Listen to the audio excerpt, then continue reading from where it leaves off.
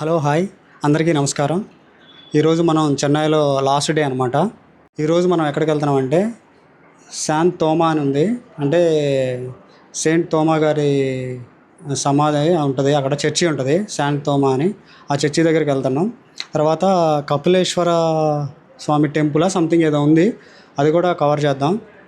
అది కూడా famous temple అంట. అదొకటి ఇదొకటి చూసేసుకొని ఇంకా వేరే ప్లేసెస్ ఏమైనా ఉంటే అవి కూడా కవర్ చేద్దాం.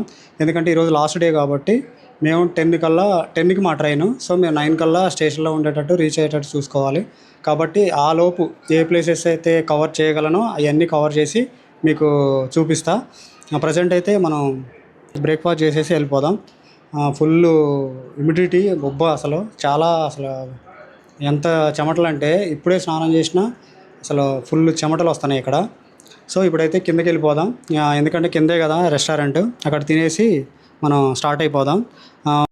ఇప్పుడైతే సాంబార్ ఇడ్లీ ఆర్డర్ చెప్పినాం, ఇద్దరికి అదే చెప్పేసినాం. సాంబార్ ఇడ్లీ ఇక్కడ ఫేమస్ కదా, సాంబార్ ఇడ్లీ అదే టేస్టీగా ఉంటుంది. నిన్న దోశ కూడా అంత బాగాలేదు కాబట్టి అందులో ఈరోజు last day. So Chennai sambar idli తినేసి వెళ్ళిపోదాం పదండి. వచ్చిన తర్వాత టేస్ట్ ఎట్ట ఉందో చెప్పాలి కదా, చూద్దాం. తిన్న తర్వాత చెప్తా టేస్ట్ ఎలా ఉంది. మనం ఆర్డర్ ఇచ్చిన సాంబార్ ఇడ్లీ వచ్చేసింది, తినేసి ఎలా ఉందో చెప్తా. సాంబార్ ఇడ్లీ తినేసి ఎలా ఉందో చూద్దాము కొంచెం టేస్ట్.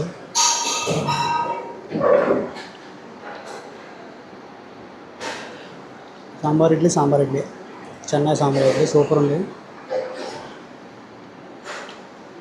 నాకు తెలిసి ఇక్కడ టిఫిన్స్లో ఇదే తోపు అని చెప్పొచ్చు.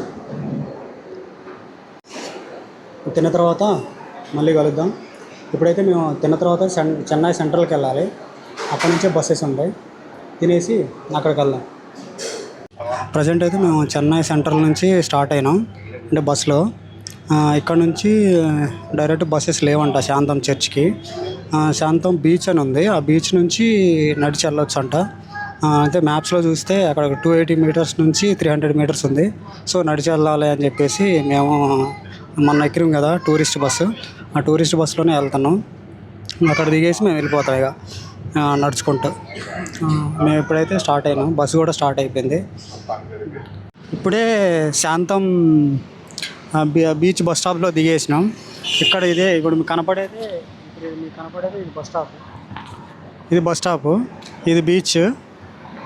దీనికి బీచ్కి ఆపోజిట్లోనే రోడ్డు ఉంటుంది. ఇట్లా ఈ టెంపుల్ ఏదో ఉంది కదా, ఈ టెంపుల్ పక్కనే రోడ్డు ఉంటుంది. ఇప్పుడు మనకి ఇప్పుడు కనపడుతుంది కదా అలా, అదే చర్చి.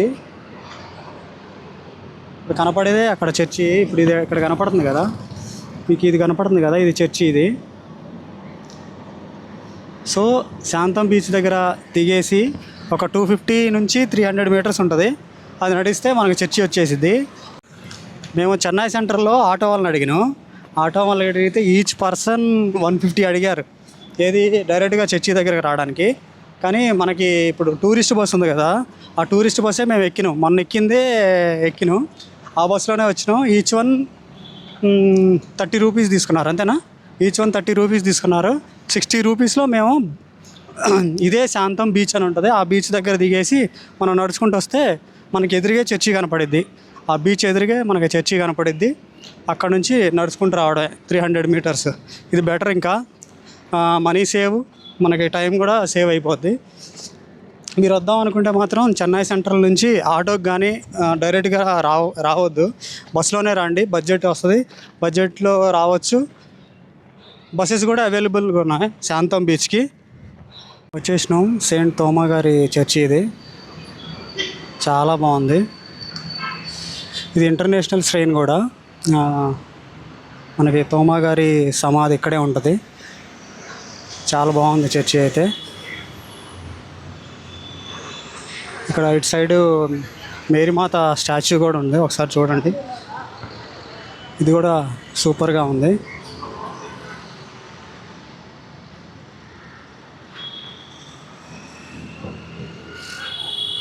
ఇదంతా చర్చి.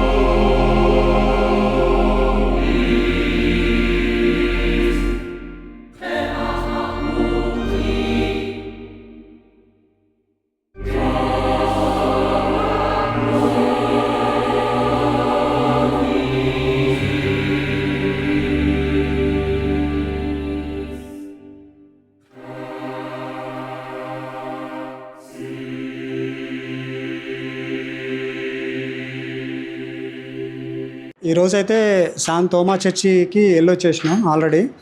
వచ్చి రెడీ అయ్యి ఇప్పుడు చెక్అవుట్ చేసే టైం అయింది. అన్ని బ్యాగ్స్ కూడా సర్దుకున్నాం, చూడండి బ్యాగ్స్ కూడా సర్దుకున్నాం. ఇక రూమ్ వెకేట్ చేయాలి. మాది ఆల్రెడీ ట్రైన్ టైం కూడా అయిపోతుంది. ఇప్పుడైతే వెళ్తున్నాం స్టేషన్కి. మేమైతే ఆల్రెడీ ట్రైన్ ఎక్కేసాం.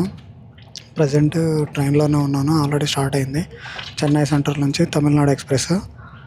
మార్నింగ్ మేము 5 or 5:30 కల్లా దిగేస్తాం. రేపు మార్నింగ్ కలుద్దాం. ప్రజెంట్ అయితే అందరూ పడుకున్నారు. ఆల్రెడీ టైం వచ్చేసి 10:43, 10:45 అవుతుంది. రేపు మార్నింగ్ ఖమ్మంలో కలుద్దాం, లేదా డైరెక్ట్ ఇంటికి వెళ్ళి నేను వ్లాగ్ చేస్తాను.